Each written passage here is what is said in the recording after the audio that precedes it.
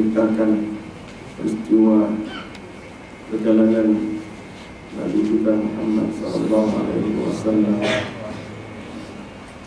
dan penceritaan itu dimulakan dengan kalimat tasbih Subhanalladzi asra bi'abdi, Maha suci Allah yang telah menjalankan hambanya di waktu malam. Mufassirin menyebut bahwa kalimat tasbih di permulaan ayat itu menunjukkan betapa hebatnya peristiwa Isra dan Mi'raj, sehingga Allah sendiri bertasbih memuji dirinya. Jemaah sekalian, jika Allah yang sifatnya maha tinggi, maha mulia bertasbih memuji dirinya, marilah kita hamba-hamba Allah yang terdiri hina ini perbanyakkan tasbih memuji Allah. Subhanallah walhamdulillah wa la ilaha illallah wallahu akbar. Subhanallah walhamdulillah wa la ilaha illallah wallahu akbar. Subhanallah walhamdulillah wa la ilaha illallah wallahu akbar. Subhanallah walhamdulillah wa la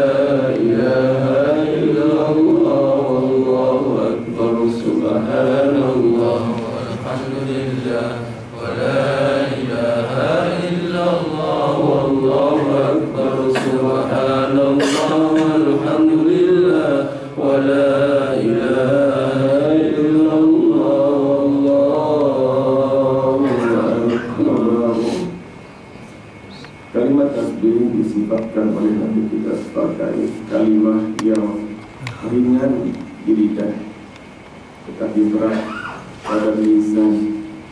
Maksudnya ringan di lidah itu mudah disebut sambil berdiri, duduk, baring, sambil jogging, sambil naik motor, naik kereta, ya, kakak-kakak sambil masak, sambil menyapu, sambil kemas rumah, itu boleh bertasbih. Ringan di bibir, mudah disebut, tapi berat pada mizan.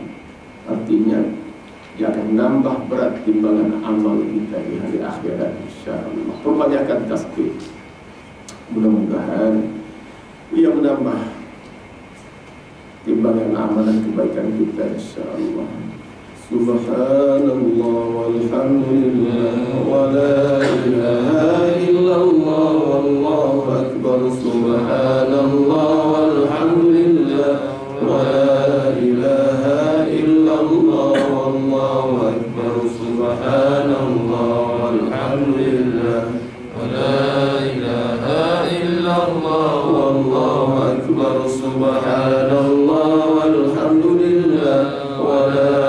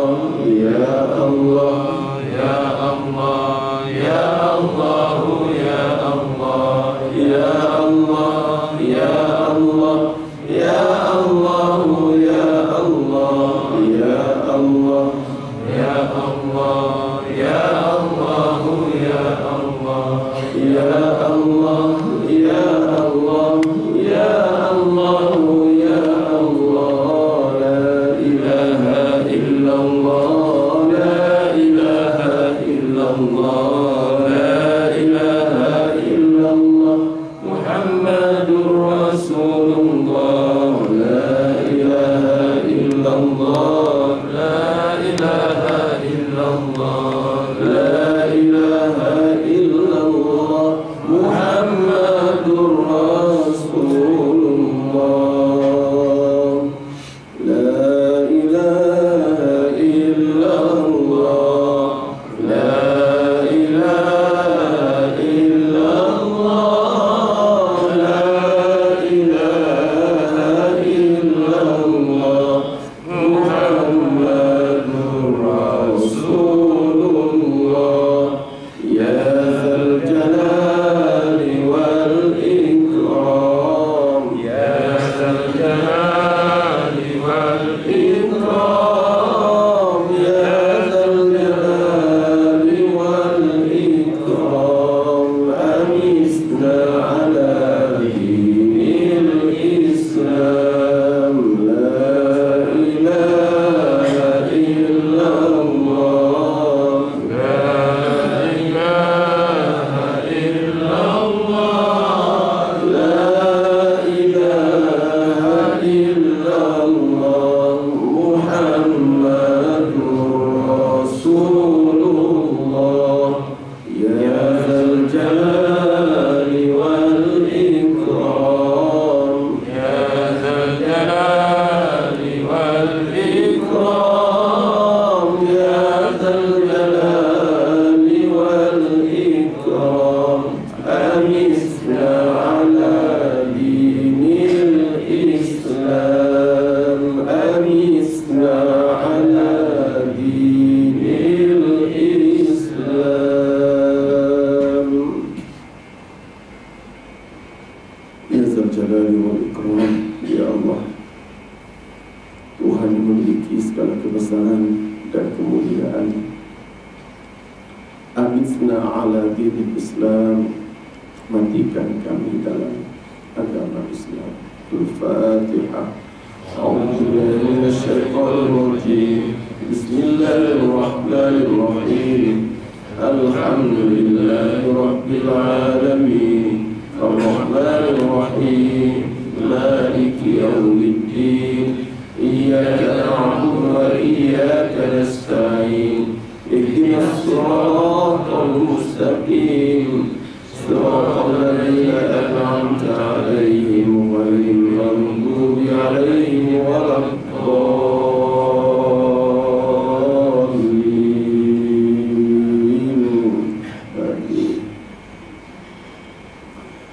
أعوذ بالله من الشيطان الرجيم.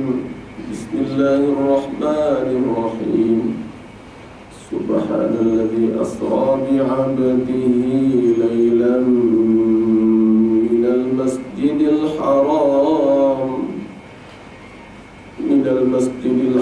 إلى المسجد الأقصى الذي باركنا حوله لنريه من آياتنا إنه هو السميع البصير. صدق الله العظيم.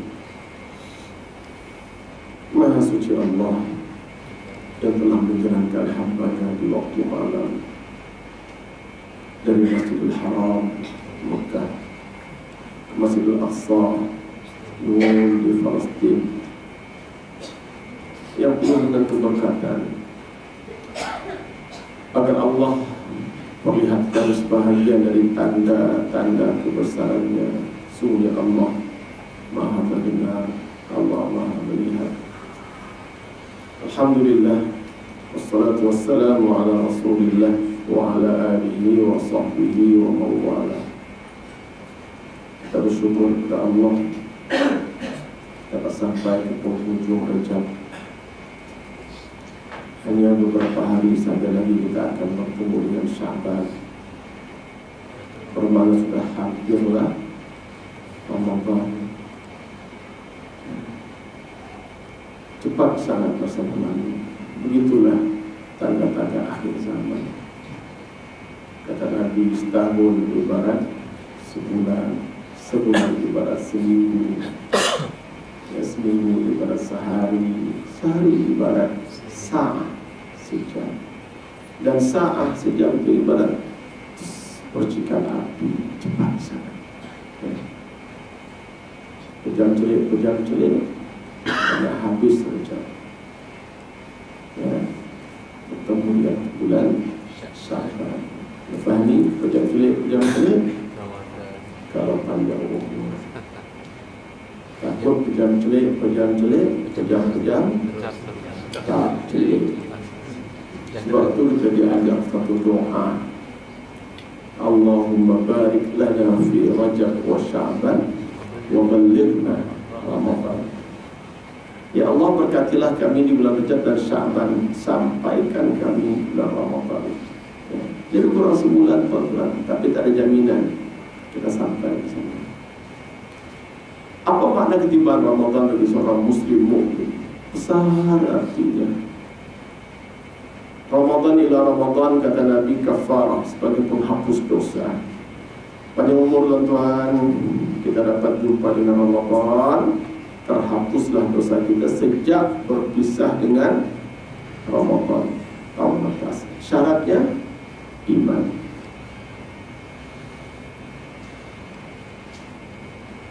Apa dia iman? Bukan sekadar pengakuan, tetapi pelaksanaan. Ya. Iman itu suatu yang diucap dengan lidah, diikrarkan dalam hati, dan dibuktikan dengan perbuatan. Tak beriman orang kalau masih tak sembahyang. Tak beriman orang kalau masih tak peka dengan halal dan haram. Tak beriman seorang itu jika masih terlibat dengan kemungkaran. Tak beriman seorang itu sehingga dia menyambut segenap perintah Allah dan Rasul, termasuk amar ma'ruf nahi munkar. Suami buat baik pada isteri, itu tuntutan iman. Isteri taat pada suami, itu tuntutan iman. Anak-anak berbakti kepada ayah ibu, itu tuntutan iman. Jadi bukan sekadar masuk Ramadan, alhamdulillah terhapus dosa. Tidak. Syaratnya iman. Mudah-mudahan ketibaan Ramadan ini menghapuskan dosa-dosa kita. Ramadan disebut oleh Nabi sebagai Syahrul Azim, bulan yang hebat. Ya, tamu istimewa yang datang setahun sekali.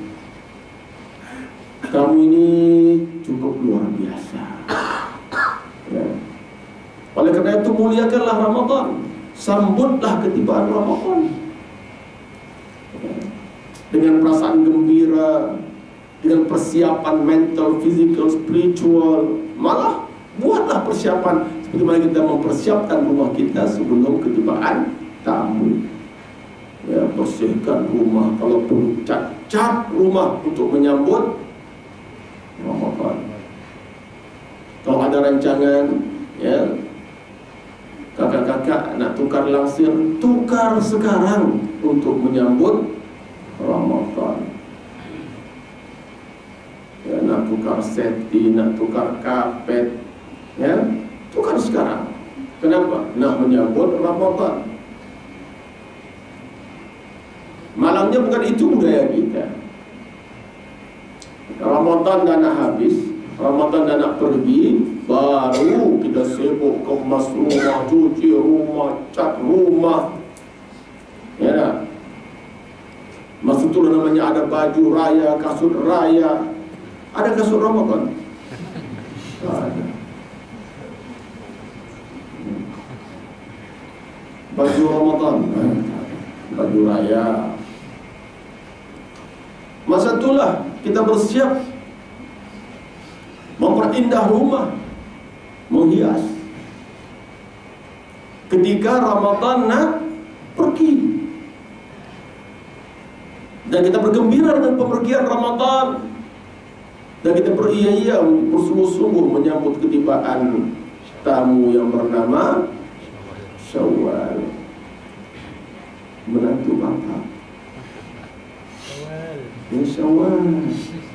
Syawal datang bawa apa? Bawa garam sama gula. Yang tengok filem tahu lah, yang tak tengok tak tahu lah. Syawal datang bawa garam sama gula. Itu yang kita sambut mati-matian, bergolok bergadai kita.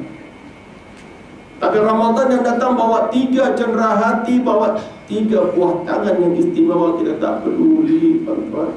Sedih. Ramadan datang bawa apa? Rahmah. Awaluhu rahmah, kata Nabi. Lagi? Maghfirah, keampunan. Awsatuhu maghfirah, kata Nabi. Lagi yang ketiga, itqun minan nar, bebas dari api neraka. Saya yakin tidak ada kita di sini yang tidak berhajat pada 3 perkara itu. Apa dia rahmat? Rahmat Allah, kasih sayang Allah, yang jika Allah campak dalam kehidupan kita, kita akan terasa nikmat hidup berkasih sayang, suami istri berkasih sayang, anak-anak berkasih sayang. Ya, hari ini kalau orang tanya kenapa anak digil, kenapa suami istri tak mesra macam dulu-dulu, ya, kemungkinan satu sebab. Ada banyak sebab lagi yang lain. Satu daripadanya kemungkinan sebab Allah cabut rahmat. Hati-hati. Bila Allah cabut rahmat itu, kersang rumah kita, kosong, tak ada arti apa-apa. Istri cantik tak nampak, ya, tak menggembirakan, ya. Anak-anak ramai tapi tak menggembirakan. Malah dia menyebabkan kedukacitaan, menyebabkan kesedihan, ya. Harta banyak tapi tak menyenangkan, malah menyusahkan. Bila Allah cabut, hidupnya sederhana, tapi Allah campak rahmat, hidup berkasih sayang. Suami istri berkasih sayang, anak-anak berkasih sayang, itu rahmat. Wa ja'ala bainakum mawaddatan wa rahmah. Allah masuk dalam hati kamu, dalam kehidupan kamu, perasaan kasih, cinta, kasih dan sayang Allah. Maghfirah, siapa tanda keampunan Allah? Maghfirah adalah penyebab kepada kita terlepas daripada api neraka Allah. Semua orang buat dosa, tapi tak semua orang beroleh maghfirah. Semua orang buat dosa, tapi tak semua orang mendapat keampunan. Beruntunglah mereka mendapatkan keampunan dari Allah, ya, dengan taubat. Dan Ramadan bulan taubat. Ramadan bulan kita memperlipat ganda ibadat, mendekatkan diri pada Allah. Man qama ramadhana imanan wa ihtisaban ghufira lahu ma taqaddama min dhanbi. Ya, siapa yang menghidupkan Ramadan dengan iman, insaf, diampunkan dosanya yang terdahulu. At-taibu minad dhanbi kaman la dzambalah. Orang bertobat dari dosa, kata Nabi, seolah-olah tidak pernah melakukan dosa, clean, bersih, seperti hari dilahirkan oleh ibunya. Begitulah kita keluar daripada Ramadan. Keluar dari Ramadan seperti kita keluar dari perut ibu kita, bersih, fitrah. Maka kita menyambut Idul Fitri. Itu hubung kaitnya. Dan siapa yang tidak ingin surga, tuan-tuan? Ramadan datang bawa 3 perkara, tapi kita tak peduli Ramadannya, tak peduli. Sekarang pun tak terasa apa-apa Ramadan. Malah ada orang yang sudah mulai gelisah dengan Ramadan. Allah, Ramadan pula, nak bangun pagi, nak siapkan sahur lagi, kan? Ngomel tu, kan? Ingat asyik aku yang bangun, yang dia tidur terus. Dia tu siapa? Aku dan juga anak-anak pun hari ini malas nak bantu kita. Ada orang Memang sudah mulai sakit, gastriknya pun sudah mulai sampai terasa-rasa, hati dah sakit. Siapa yang gembira bertemu Ramadan gembira bertemu dengan dia. Siapa yang tak gembira bertemu dengan Ramadan pun tak gembira, tak suka bertemu dengan dia. Sedikit ikhbasan tentang Ramadan. Saya berikan peringatan. Mungkin kita tak sempat lagi, tak ada sesi lagi bersama dengan Ramadan. Jadi saya berikan peringatan.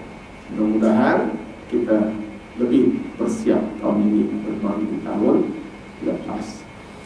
Ada pun malam ini kita nak share sedikit lah Isra Mi'raj. Walaupun saya yakin dalam sebulan ini Ustaz akan semua cerita Isra Mi'raj agaknya lah ya. Tapi dalam perspektif yang berbeza. Dan saya tidak mau menceritakan peristiwa Isra Mi'raj sebab benda itu juga dah dengar dah kan, dah tahu dah. Dia takkan berubah. Kalau tahun lepas ceritanya perjalanan daripada Mekah ke Palestin, tahun ini kita suka ataupun kita nak tukar ke New York tak boleh. Itulah ceritanya. Borak itu juga tak boleh tukar pergi Challenger ke atau MS berapa, kata apa ya? Tetap buruk, itulah apa yang Nabi nampak, itulah dia, tak akan berubah. Ya, sampai ada orang kata, boleh mau Ustaz Isra Mi'raj ni asli itu juga. Itu kau nak cerita apa? Memang ceritanya tak akan berubah. Ya. Tetapi iktibarnya itu hidup sampai ke akhir zaman. Pengajarannya hidup sampai ke akhir zaman. Dan cerita memang tak akan berubah. Macam filem, mana berubah? Begitulah. Ya, sampai buruk filem itu begitulah, tak akan berubah. Kita ulang-ulang tengok Piramli kan, ada berubah dialognya. Tapi tak jemu kan?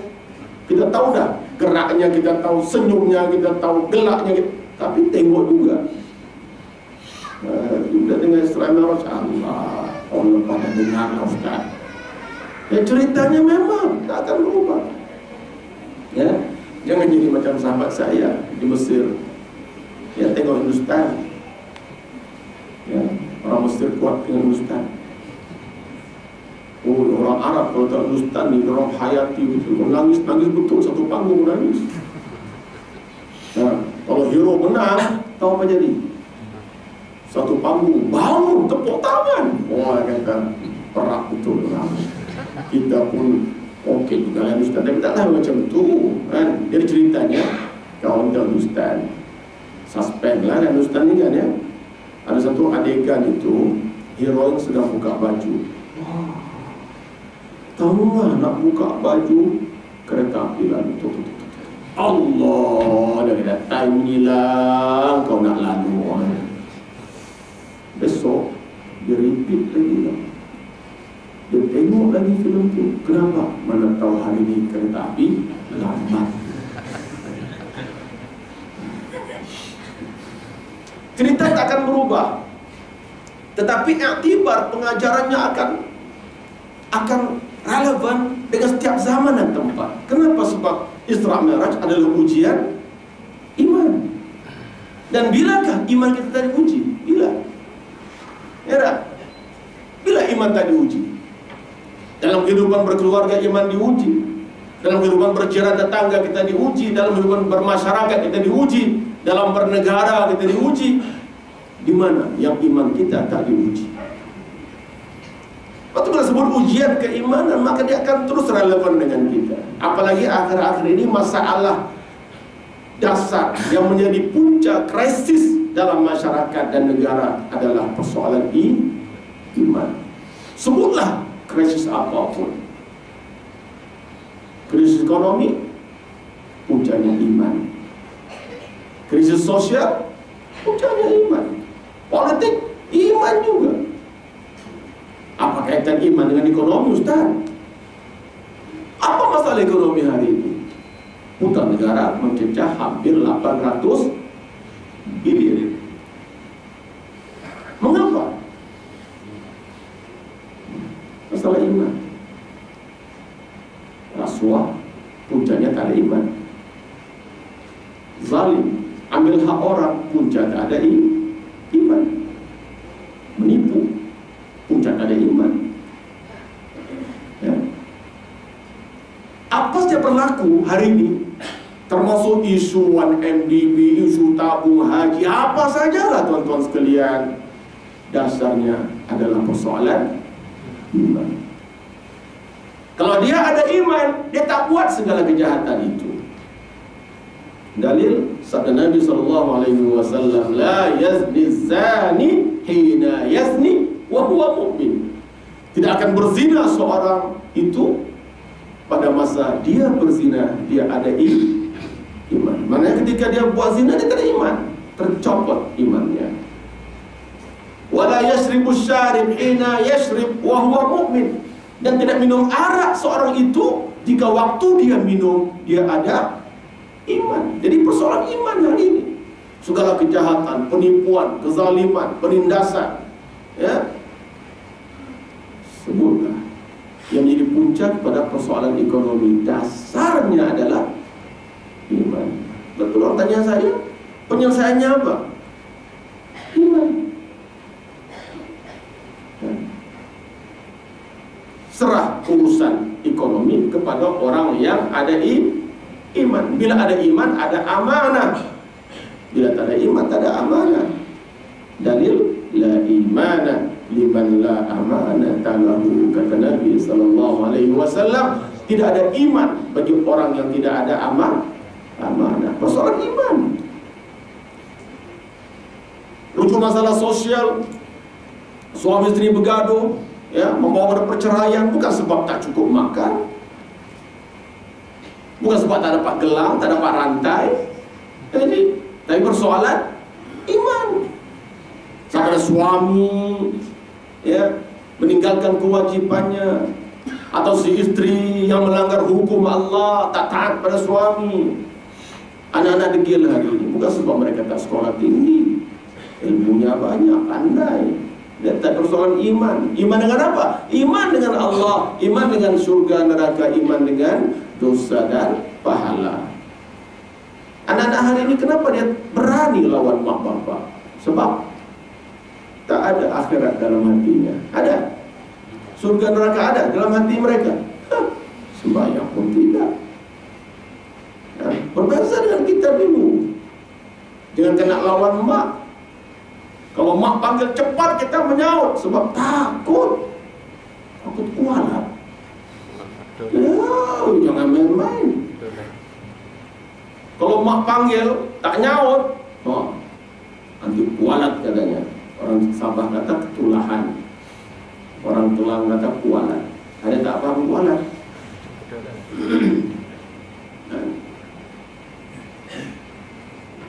Orang Melayu kata apa? Ketulan. Daulat. Itu raja punya. Kena hukuman serta merta dari Allah, kan? Dia lawan, dia tengking mak dia pukul mak dia turun tangga aja belembu pun berdegar karena dilanggar lembu. Nah kan kualat ya. Nah, takut kita. Dan kualat itu dikaitkan dengan apa? Dengan hukum Allah. Tak ada main iblis-iblis tak ada. Takut kita, ya, takut kualat, ya. Takut disumpah jadi batu, ya, seperti Tanggang, ya. Di Tanggang lepas balik belayar sudah kaya raya, malu mau mengaku itu ibunya, kan? Si ibu pun sedih, angkat tangan, wahai Tuhan, ya, jika dia anakku dan susu inilah yang telah membesarkannya, turunkanlah hukumanmu. Keker, wakter, ada ulu, sabung menyabung, jadi apa? Jadi batu. Yang betul tak betul tak tahu lah, tapi takut. Jangan main-main, kualat nanti. Budak sekarang apa dia peduli? Si ibu boncang lah teteknya, dia peduli apa? Nak buat apa maknya? Dan tak mempan. Ya, kempal betul anak hari ini. Kenapa? Ya, mungkin kita hilang daulat, si ibu hilang daulat, si bapa hilang daulat, karamah hilang karamah. sebagai ibu. Atau mungkin juga sebab dia tak minum susu kita, Kak. Dia minum susu lembu. Jadi kalau mau, kita goncang aja kekek lembu itu. Anak-anak tak takut melawan hari ini. Dipanggil dia buat tak tahu aja. Enak, saya bohong dengan semuanya. Dipanggil. Kau peka ke? Si ibu tanya. Dia tanya mak dia balik. Mak betul ke? Saya bohong. Balas balik tuan-tuan. Kita sergah dia kita balik. Kenapa? Persoalan iman. Bukan persoalan duit di sini. Tapi masalah duit itu telah mengurangkan iman kepada Allah Subhanahu wa taala. Tak takut dah. Ya. Kalau kata surga dibuat telapak kaki ibu, iya ke mak dia kata. Habis neraka di mana? Tuh kaki pangkau dia kata. Ya, jadi benda-benda yang melibatkan ketuhanan, keakhiratan, surga neraka itu sudah menjadi perkara ringan. Ya. Jiran dengan jiran tak takut. Ya. Sampailah pada masalah politik hari ini, berlakulah apa yang berlaku. Hanya kerana kita semakin terhakis iman. Maka bila sebut Isra Mi'raj, dia ujian keimanan. Ya. Apalagi kisah Isra Mi'raj itu kan memang tak masuk akal kan. Memang tak masuk akal. Satu malam kok boleh berjalan sampai ke sana, naik ke langit. Wah, memang tak masuk akal. Tapi ini bukan persoalan akal, ini persoalan iman. Dan hari ini kita diuji dengan persoalan iman ini. Diuji terus kita. Ya. Kalau Isra Mi'raj, ia telah menjadi filter, penapis, ya, untuk mengenal pasti siapa yang beriman sebenar, siapa yang kufur, dan siapa yang muzabzab, kata Allah dalam Al-Quran. Kan lepas Nabi ceritakan peristiwa Isra Mi'raj, orang Mekah kan bingung, ya, mau percaya kah, tak percaya kan begitu. Kau percaya? Entahlah, ceritanya kok luar biasa. Tapi kalau tak percaya pun susah juga, sebab Muhammad ini kan jujur. Muhammad tak pernah bohong. Jadi habis macam mana? Kita tunggu dan lihat. Betul, tunggu. Tampillah seorang bernama Abu Bakar sebagai pace setter, sebagai orang memulakan, bukan muda. Ya Muhammad, ana usaddiquka, aku percaya engkau. Malah kalau kau cerita lebih dari itu pun, kata Abu Bakar, aku akan percaya. Sebab dalam pemikiran Abu Bakar yang disokong oleh kekuatan iman, tak ada mustahil bagi kuasa Allah. Innama amruhu idza arada syai'an an yaqula lahu kun fayakun. Apa masalah? Jangan setakat satu malam, ya, 1 second pun boleh. Kalau Allah nak, ya, benda itu berlaku, tak ada masalah. Tidak mustahil bagi Allah, kekuatan iman. Maka Abu Bakar mendapat gelaran As-Siddiq, yang membenarkan, yang mengiyakan cerita Nabi. Ya, sehingga Nabi sebut, jika ditimbang iman Abu Bakar dengan iman kamu semua, masih berat lagi iman Abu Bakar. Bila Abu Bakar tampil ke depan, beberapa orang sahabat jadi berani ikut belakang Abu Bakar. Ana aku bersama. 2, 3, ya, sampai Abu Lahab jadi cemas. Bahaya ini, dia kata. Maka Abu Lahab pun tampil ke depan, ya Muhammad, engkau sudah gila, engkau sudah rasul setan, engkau sudah rasul jin, ya. Dan ketika itu orang Mekah makin bingung. Ada 2 figure penting, ada 2 tokoh penting, ya, Abu Bakar dan Abu Jahal. Nak ikut yang mana?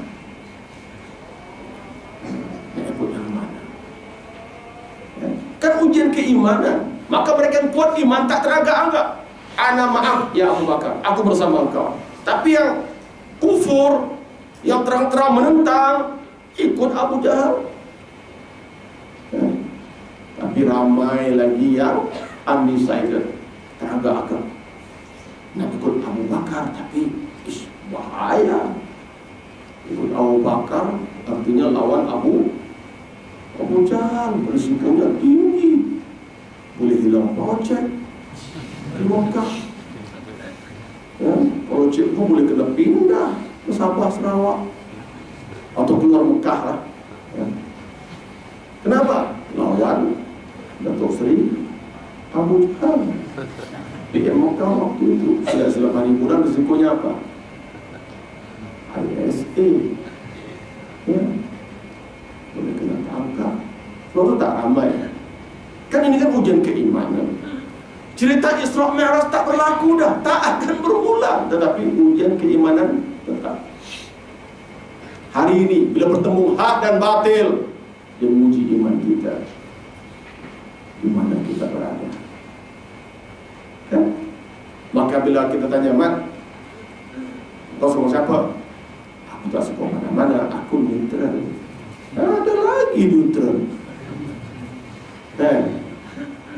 Ada lagi neutral. Ada.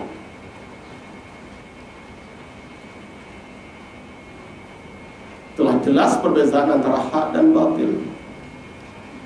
Masih ada neutral lagi. Aku tak sokong lah.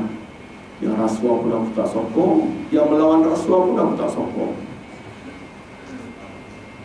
Habis, engkau ni nak ke mana? Ke surga ke neraka? Aku surga pun tidak, neraka pun tidak. Tapi engkau nak ke mana? Ada tempat lain juga? Dua tempat saja. Wa hadainahun najdain, kami berikan dua jalan. Dan itu bukan pilihannya. Jalan itu bukan pilihan. Kalau pilihan ini kan mana-mana pun boleh dipilih. Tak. Ini bukan pilihan. Bila bertemu hak dan batil, kita tidak berhak untuk memilih. Ini pilih mana? Pilih yang itulah. Pilih yang itulah. No. Tapi ia adalah kewajiban. Sebagai seorang Muslim mukmin wajib memenangkan yang hak dan wajib menentang yang batil. Itu bukan pilihan. Ya. Kalau setakat pertembungan, ya, bola antara Selangor dengan Kelantan, itu boleh pilih. Anda pilih mana? Kelantan. Oh, Kelantan boleh. Boleh, tak ada masalah. Selangor boleh. Tak sokong dua-dua pun boleh. Sokong dua-dua pun boleh. Pakatan rakyat, tak ada masalah. Lagi pun tak ada dalil. Tak ada dalil untuk sokong ini atau tidak ada. Tapi bila bertemu hak dan batil, itu kita tak punya pilihan. Bukan optional. Kita tak ada hak untuk memilih. Wajib bersama yang hak dan haram bersama yang batil. Dalil Al-Maidah ayat 2. Wa ta'awanu 'alal birri wat taqwa wa la ta'awanu 'alal itsmi wal 'udwan. Tolong menolong kamu dalam perkara kebaikan dan takwa, dan jangan tolong menolong dalam perkara dosa dan permusuhan. Dalam bahasa Arab, wa ta'awanu itu al-amru, perintah. Bertolong-tolonganlah kamu, itu perintah. Dan kaedahnya al-amru lil wujub, perintah itu membawa arti wajib. Wala ta'awanu, jangan tolong menolong, itu an-nahyu. Dalam kaedahnya an-nahyu lit tahrim, tegahan itu membawa arti haram. Wajib kamu tolong orang yang buat baik dan takwa. Haram kamu tolong orang buat dosa dan permusuhan. Siapapun yang membawa kepada kebaikan wajib dibantu, dan siapapun yang membawa kepada dosa haram dibantu. Ini kaedah. Ini bukan bukan ikut kehendak kita, tidak. Cuma tugas kita mengenal mana hak, mana batil. Caranya ilmu. Ya, sebab itu apabila majlis ilmu hidup, ya, apabila masjid-masjid subur, taman-taman surga berkembang, maka yang pertama takut siapa? Iblis. Iblis. Sebab dengan ilmu maka terserlahlah hak sebagai hak dan batil sebagai batil. Yang menjadi masalah hari ini, campur aduk habis. Hak dikata batil, batil dikata hak. Kenapa? Sebab ilmu. Ilmu tak cukup. Ya. Yang hitam dikata putih, yang putih dikata hitam. Ya tak? Kenapa ilmu tak cukup? Ilmu itu cahaya. Tanpa ilmu kita hidup dalam gelap. Dalam gelap memang kita tak kenal hitam putih. Hari ini keadaan masyarakat hidup dalam gelap, hingga kita tak mengenal mana hitam mana putih. Ya, tidak ada satu isu di Malaysia hari ini melainkan mesti ada orang mengatakan itu putih, ada mengatakan itu hitam. Macam mana begitu? Sedangkan hitam itu hitam, putih itu putih. Kenapa? Sebab kita hidup dalam gelap. Kita punya ilmu, nur. Peranan siapa? Ulama lah. Siapa lagi? Atau ulama yang mewarisi sifat Nabi. Dia menyampaikan, dia siddiq, dia benar, dia amanah dengan ilmu, dia siddiq, dia amanah, dan dia tabligh, dia menyampaikan dengan kebijaksanaan ilmunya, menyampaikan. Mungkin bila sekali sampai tidak semua orang akan menerima, tetapi wajib disampaikan. Sebab kalau tak disampaikan, orang tak tahu.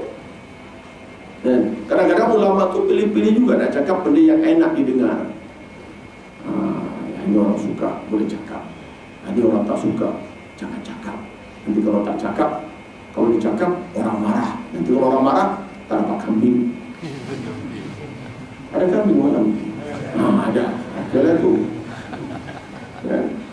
Yang sayang lagi lah tu.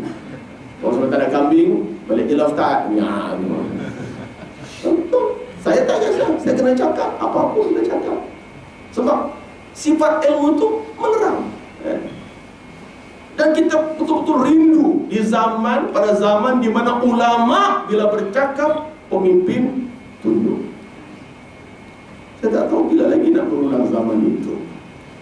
Kalau kita buka lembaran sejarah, banyak kisah-kisah begini. Ya. Ulama yang diangkat martabatnya oleh Allah Subhanahu wa taala lebih tinggi, lebih hebat daripada raja dengar tunduk. Di zaman pemerintahan Bani Umayyah, siapa khalifah yang pertama? Muawiyah. Muawiyah buat istana besar. Waktu itu ada seorang sahabat masih hidup, panjang umurnya. Siapa? Abu Zar Al-Ghifari. Dia tengok istana besar. Dia tanya, ini siapa punya? Ini khalifah punya. Marah dia.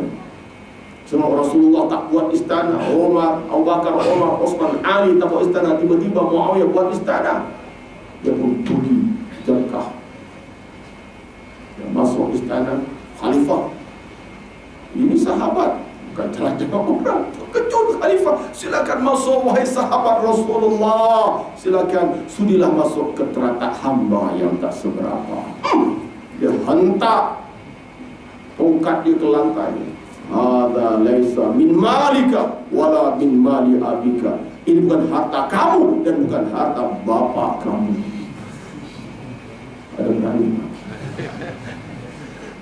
masuk istana, bukan harta pak kamu. Ada berani? Masih orang cakap, setakat kuliah macam ni boleh lah. Itu pun cerita ya. Tu malah kita puji lagi. Oh cantik rumah mandi. Oh ini lampu ni mesti mahal ni.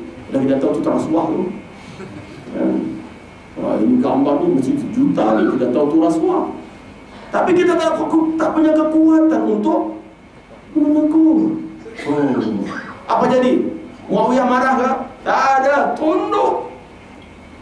Tak boleh cakap apa sebab dia berdepan dengan seorang sahabat. Dia berhormat sebab Muawiyah hanya tabi'in. Dia tak jumpa Nabi, dia jumpa sahabat. Tunduk. Tapi siapa lagi nak tegur kalau bukan para ulama? Yarfa'illahu alladhina amanu minkum walladhina utul ilma darajat. Allah mengangkat martabat orang beriman dan berilmu di antara kamu beberapa tanda ketinggian. Siapa lagi nak tegur kalau bukan ulama? Ya, bila berlaku kezaliman, ya, penindasan, ya, pemimpin perah rakyat, kutip cukai sana, cukai sini, siapa nak tegur? Kalau bukan ulama. Ya. Imam Nawawi dipanggil oleh khalifah. Masa itu negara sedang diserang oleh Tatar. Tuan Syekh nak tanya hukum, silakan. Boleh tak kita kutip cukai atas rakyat untuk menampung kos perang? Oh, kalau Ustaz Nawawi hari ini ditanya, tepat masanya tuanku, 6%. Kasih naik lagi 10%. Tapi Al-Imam An-Nawawi rahimahullah dengan hikmah, dengan ketegasan ilmu dan karomah ilmu, kata tuanku ada 100 orang hamba yang masing-masing pakai tali pinggang emas. Hebat tuan-tuan, hamba pakai tali pinggang emas, tuannya kata Imam Nawawi, ambil semua tali pinggang itu dan masukkan dalam khazanah negara. Dan tuanku ada 200 dayang di istana. 200 besar mana istana itu? 200 dayang yang masing-masing ada seberkas perhiasan. Ambil semua itu, masuk dalam khazanah negara. Dan tuanku perintahkan menteri-menteri tuanku untuk serahkan harta mereka, juga harta yang ada pada istri-istri mereka, termasuk cincin 23 juta. Itu saya tambah. Itu bukan Imam Nawawi. Perintahkan menteri-menteri dan keluarga mereka serah harta masuk dalam khazanah negara. Kalau tak cukup juga tuanku, barulah kita kutip dari rakyat. Allah. Raja mana? Tangkap, masuk ISA. Raja Akur. Macam tu juga Izzuddin Abdul Salam. Syekh Izzuddin bila dibicarakan soal cukai di zamannya, dia kata apa? Haram kerajaan menggunakan sebarang cukai pada rakyat selagi pemimpin hidup mewah. Siapa nak tegur kalau bukan ulama? Ulama yang mewarisi Nabi. Di saat kemungkaran, raja-raja yang zalim, Fir'aun, Samud, semua itu, siapa menegur mereka? Nabi. Sekarang Nabi datang, tak ada. Siapa meneruskan tugas Nabi? Pewaris Nabi. Siapa? Ulama. Waktu bila ulama memilih untuk diam, berpunca fitnah. Akan berlaku fitnah, akan berlaku kezaliman. Itu dia. Baca 40 hadis tentang peristiwa akhir zaman. Salah satu daripada yang dia kata, ulama, punca fitnah itu ulama. Bila mereka berdiam diri melihat kemungkaran dan tidak berani menegur kesalahan. Ya.